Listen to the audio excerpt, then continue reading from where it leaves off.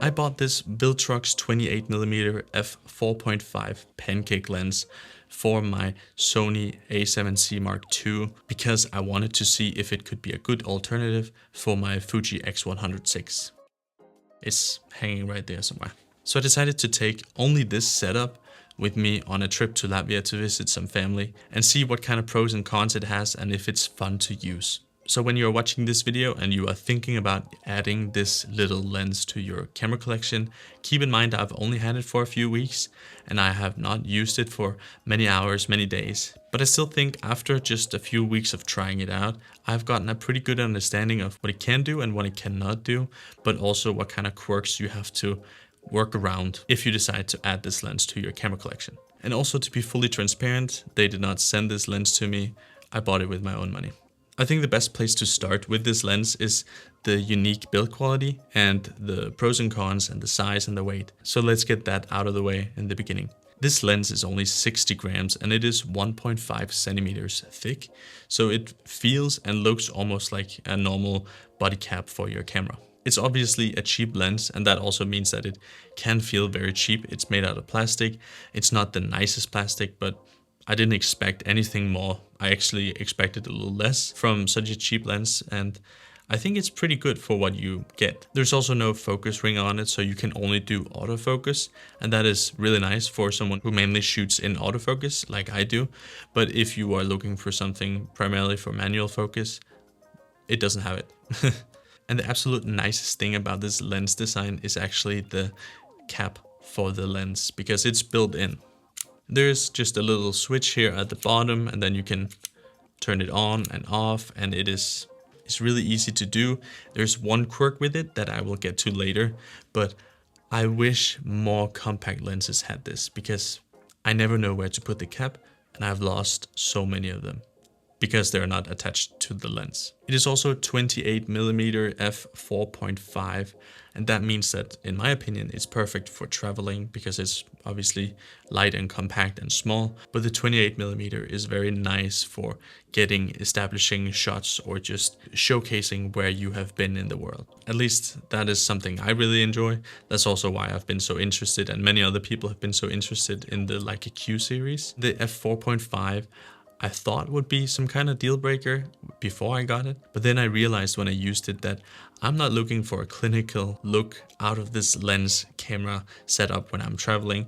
I want something with more character and more texture, so cranking the ISO up and getting some noise into the image, I don't mind at all, because I would probably even add noise afterwards in Lightroom, but now I don't have to if I just crank the shutter anyway. I even took a picture out of the plane when we were flying, and I'm pretty sure it was at ISO 8,000 or 10,000, and it still looked really nice. I really loved the colors. It was really dark outside. The picture still turned out fine because I wasn't scared of cranking the ISO. The 28mm is also not just for cropped sensors, but also for the Sony full frame cameras. So when you are using this lens on a Sony A7C Mark II, then you also get the 28mm out of it. And if we should get to some cons, because there are definitely some quirky things about this lens, the first thing I want to say is that if you're looking for a clinical look to do your professional work, or in general something very clinical, don't get this lens, because there's a lot of blooming, there's a lot of halation and flares, and it can be very quirky, and it's something I really enjoy when I'm out traveling and taking pictures just for fun. But for professional work, I would not go with this lens.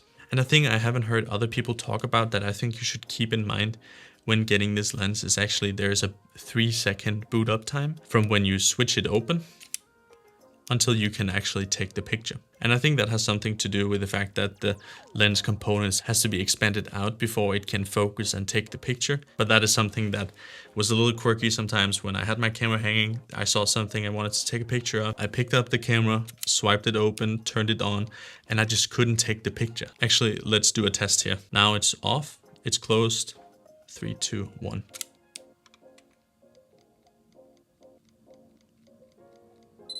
Yes, so I don't know how long that was, but I'll put it on the screen. It takes a little bit of time before it starts working, and that can make or break if you get the shot that you wanted or not. But the solution I came up with is every time I'm in a situation where I have my camera around my neck and I wanted to take pictures and I just don't know when I see what I wanted to take pictures of, then I just leave it open. And then I would just flip the switch and turn it off when I packed it down and put it in my bag. And I think a deal breaker for some people is also that you cannot attach any lens filters to this lens. I think most people, when they get a compact setup, they would want to add a mist filter or something like that.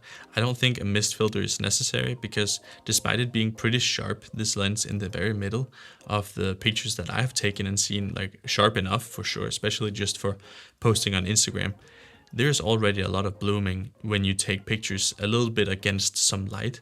So I wouldn't add a mist filter, but if you are into taking pictures of cars and you wanted to add a polarizer to your camera, you cannot do that, so keep that in mind. And now for the final conclusion, and the big question is that, can it actually replace a Fuji X100VI, and will it replace mine? Because there are two different sides of that story. My first answer is that it can actually replace the Fuji X100VI, but just to have it as a fun camera to bring with you on trips, it can do that almost just as well as the Fuji camera. But I will say, when I was on the trip with this setup as the only thing, I was like, it can replace my Fuji camera, and then I considered selling it.